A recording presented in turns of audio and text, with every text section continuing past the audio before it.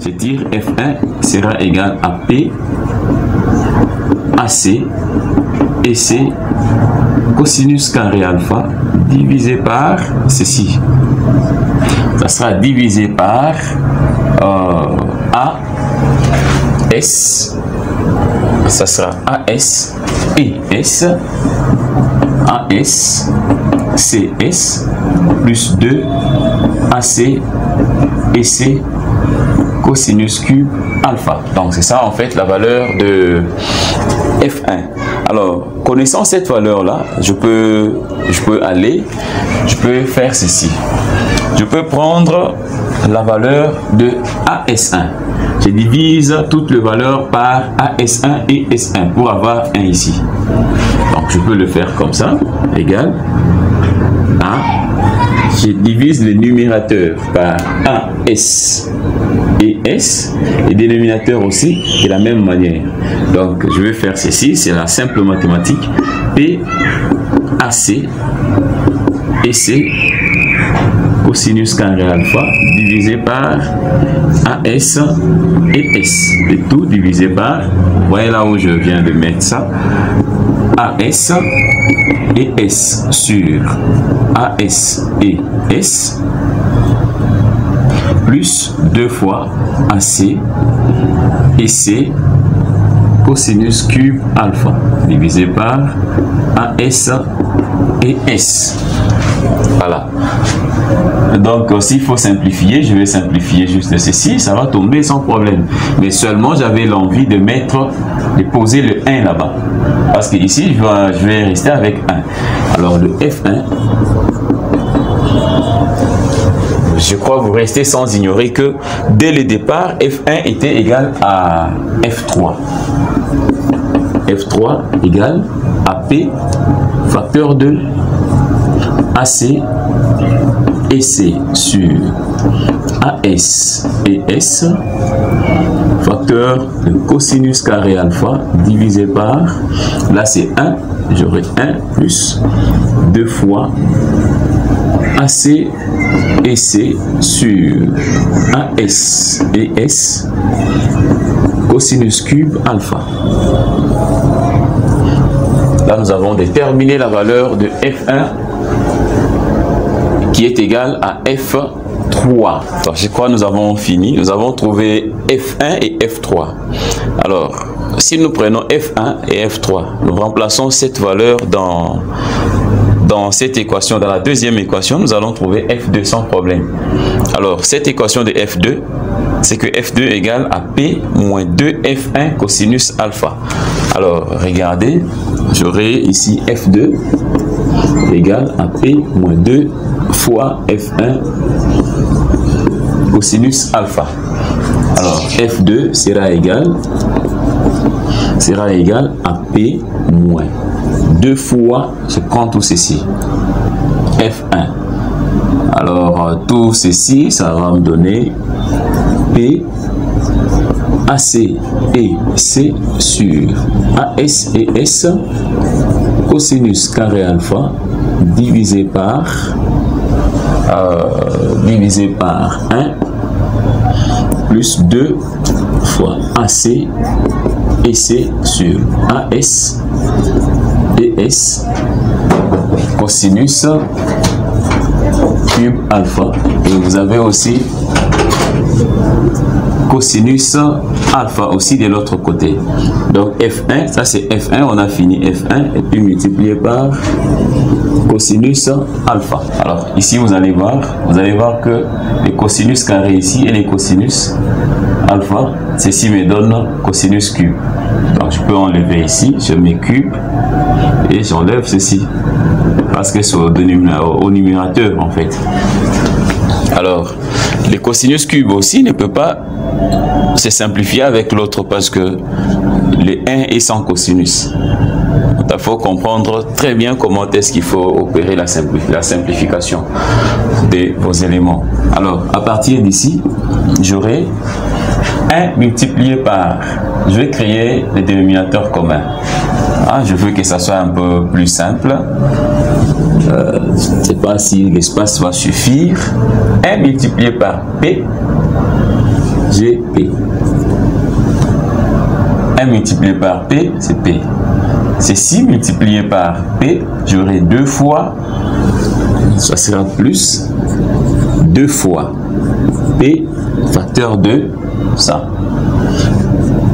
AC et C sur AS et S cos cube alpha et puis moins 2 et tout ça, le numérateur. Moins 2P AC et C sur AC et C sur AS et S facteur de cosinus cube alpha. Et les dénominateurs communs, ici j'aurai 1 plus 2 fois AC et C sur AS et S et puis cosinus cube alpha. Voilà, c'est de cette manière-là que nous allons arranger les choses. Alors regardez que ceci et l'autre, ces deux peuvent se simplifier. Ça peut se simplifier sans problème. 2P ACF, AC et C sur cosinus cube alpha moins 2P, c'est la même chose. Donc, ceci peut tomber. Ça peut tomber. Et là, au-dessus, il me reste P sur 1 plus, c'est ça en fait la valeur de F2. Donc, je peux reprendre F2 ici. F2 égale à P divisé par 1 plus 2 fois A, C et C sur AS et S cosinus cube alpha. Donc, pour ne pas créer de confusion, voilà. Là, nous avons trouvé la valeur de F2. F2, nous avons F1, F3 et nous avons F2. Ceci, c'est lorsque les matériaux sont différents. Nous avons le cuivre et l'acier. Alors, dans notre deuxième volet de la question, on nous a dit considérez aussi les cas où les matériaux sont le même. Les matériaux sont les mêmes. Si nous avons un seul matériau, vous allez voir que dans cette formule de F1 et F3, ces paramètres vont tomber. Ceci vont tomber, ceci aussi vont tomber. Parce que ça sera le même matériau. Ça sera le même matériau et la formule pour F1 et F3 va se simplifier en P cos carré alpha divisé par 1 plus, je crois que vous êtes en train de me suivre très bien, 1 plus 2 fois cosinus cube alpha, et ceci vont tomber. Alors je peux répondre maintenant ces deux formules ici, ça et ça, tout en simplifiant le matériau. Alors venez ici avec moi, vous allez voir, j'écris en considérant le même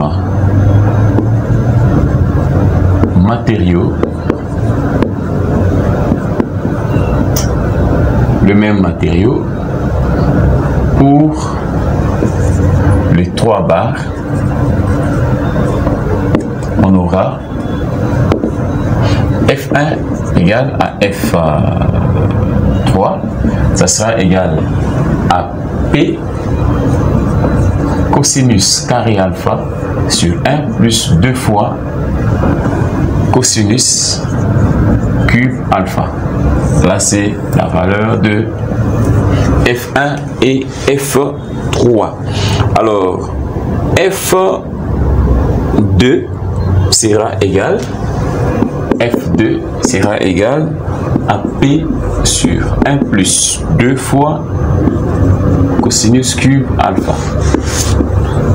Ici, c'est lorsque nous avons les deux matériaux qui sont égaux, bien sûr, dans le même matériau. Donc, vous allez voir que F1 et F3 auront la même valeur. Regardez. Ici, vous avez la première barre et la deuxième barre, la première et la troisième barre auront comme valeur de force F1 égale à F3 égale à ceci. Et F2, c'est la barre verticale. Voilà, je crois là, nous avons résolu notre problème. Alors, et là, on peut écrire maintenant, connaissant les deux valeurs de F1, F3 et F2, nous pouvons écrire maintenant la formule de l'énergie de déformation. Alors, l'énergie de déformation sera égale. L'énergie de déformation, je crois que vous avez cette formule, on en avait déjà. On avait écrit deux fois F1. Au départ, c'était F1 carré, L sur 2 A E. C'est comme ça l'énergie de déformation. Mais du fait que nous avons F1 qui est égal à F3, on avait dit, on multiplie par 2 ici. Parce que nous avons le même matériau, nous mettons A et plus pour F3, nous avons F3 au carré, L sur 2 AE, même matériau. Et à partir de là, nous pouvons remplacer maintenant, nous pouvons remplacer F1 par sa valeur F1, c'est ça F1. Donc on aura le 2, je peux même simplifier les deux sans problème. Je peux simplifier les deux, 2 ici, tombe F1, F1 est là, P, cosinus carré alpha, cosinus carré alpha, au carré, donc vous allez voir, ça sera au carré multiplié par la longueur, donc au carré, P, cosinus carré alpha, c'est F1 qui est au carré. C'est F1 qui est au carré, donc je prends P cosinus carré alpha sur 1 plus 2 cosinus cube alpha. Là, nous avons la valeur de P qui est au carré. Donc, au carré, voilà, multiplié par L divisé par AE. Alors, plus F3. F3, c'est ça, au carré aussi. Nous avons F3 qui est P sur 1 plus 2 fois cosinus cube alpha au carré multiplié par L sur A E.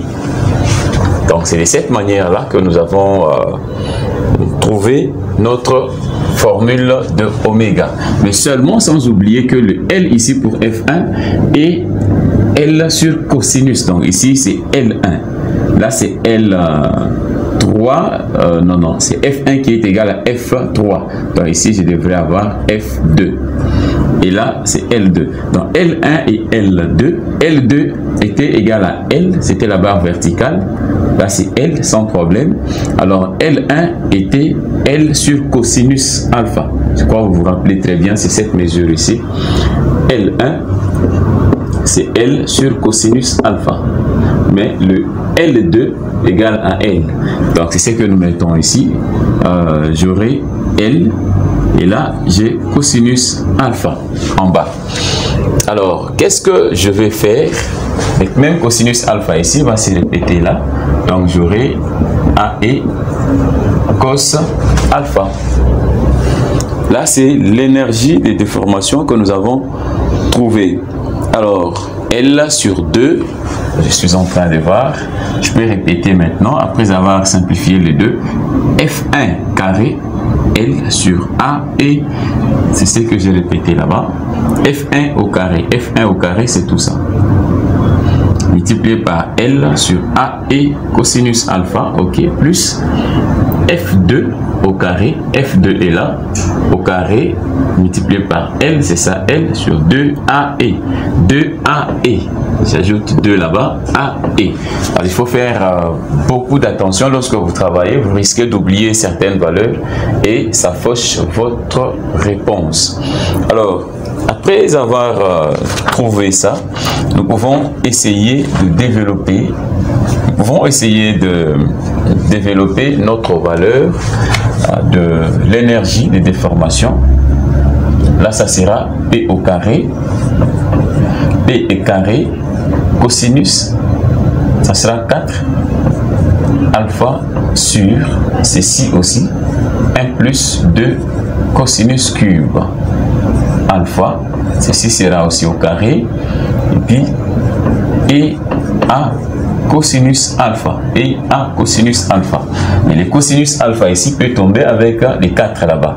Donc, je peux supprimer ceci directement et les 4 devient 3. Là, c'est après simplification. Cosinus. Après simplification. Plus, j'ajoute encore ici, j'aurai P carré L sur 1 plus 2 cosinus cube alpha.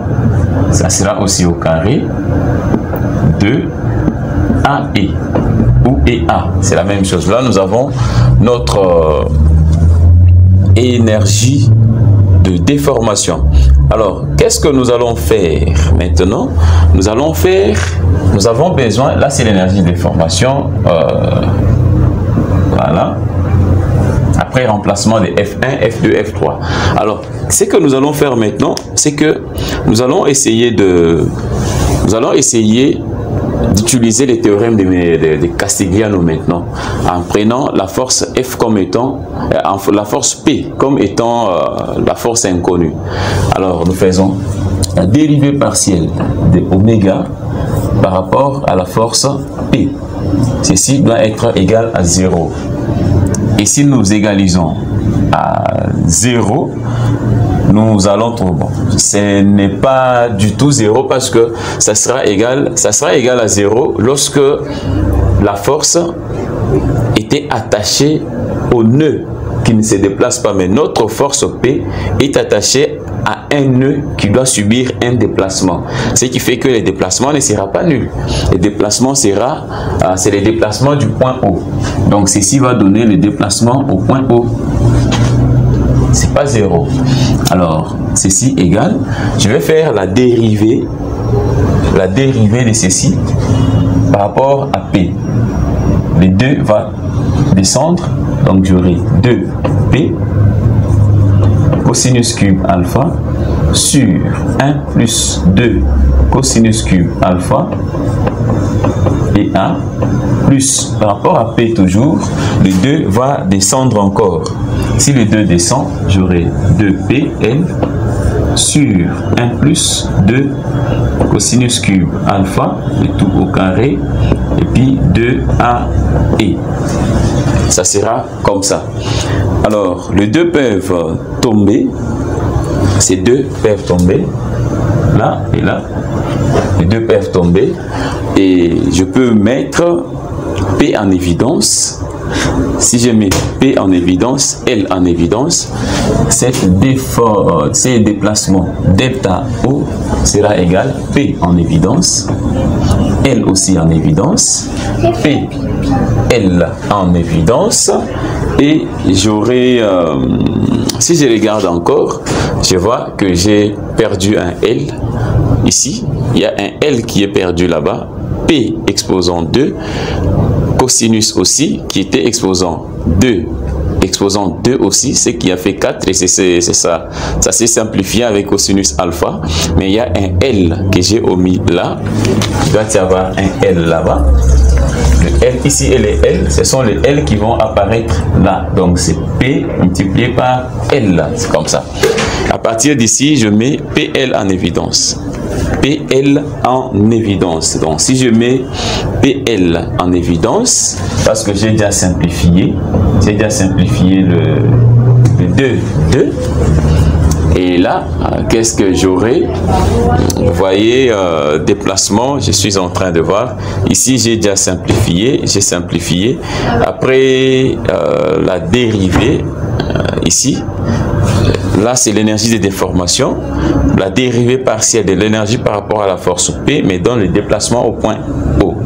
Ce qui me donne 2 fois, vous voyez, j'ai dérivé P, 2 fois P, L, les L ici que j'avais omis, cosinus cube alpha sur 1 plus 2 cosinus cube alpha au carré, vous voyez, je suis en train de mettre au carré et A plus le 2 aussi, après dérivation, 2PL sur 1 plus 2 fois cosinus cube alpha au carré aussi, multiplié par 2 et A ou AE. Voilà, c'est la même chose. Alors, je peux aller maintenant avec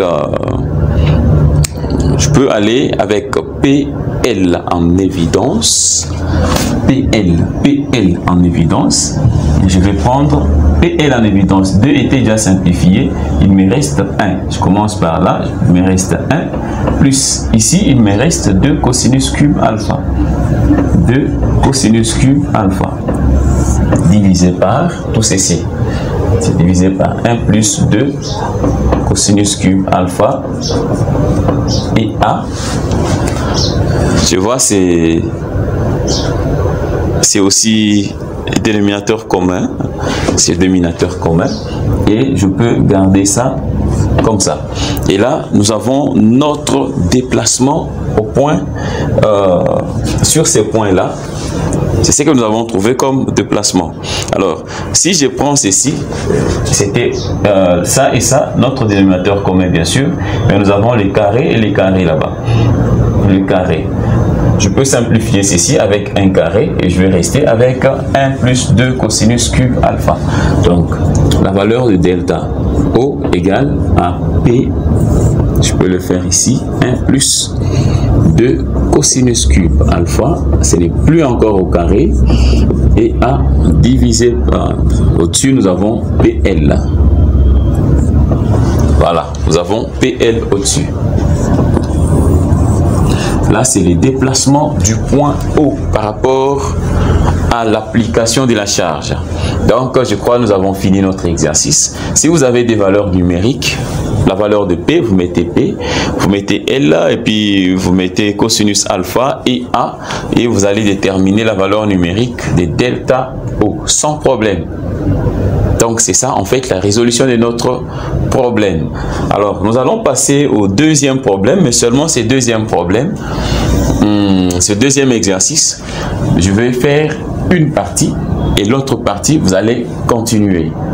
Vous allez continuer. Si vous trouvez des difficultés, vous pouvez m'écrire sans problème, mais seulement l'idée est que je ne peux pas faire seul au tableau. Hein. Vous devrez travailler aussi. On devrait travailler ensemble sans qu'il y ait trop de soucis. On va faire le deuxième exercice et nous allons voir comment est-ce que nous allons aboutir. Je vais calculer quand même les équations, en disant les relations qui lient les forces et la continuité. Vous allez